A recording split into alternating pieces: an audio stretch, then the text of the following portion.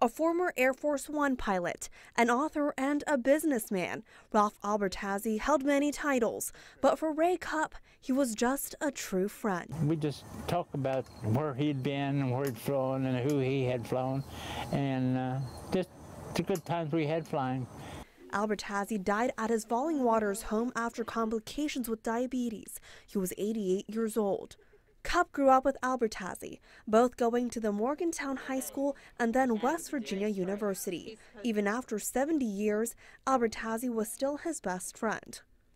And he brought it over and gave it to my wife. Albertazzie traveled around the world, starting in World War II, where he served as a pilot. He moved up to become a colonel in the United States Air Force. He took controls of Air Force One as a pilot during the Nixon administration and was even on the historic flight after the former president resigned in August 1974. He flew President Kennedy before he became president. He flew President Eisenhower, President Ford. So his work was not limited to flying President Nixon, but that was his primary responsibility, and he did remain with President Nixon the entire time.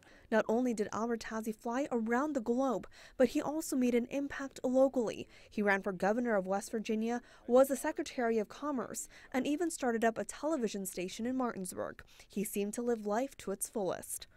I'm going to miss the fact that Ralph was a caring companion and confidant. Albertazzie's last wishes was to be cremated and his ashes to be spread on the mountains of his beloved state of West Virginia. For WHAG News, I'm Ananda Rochita.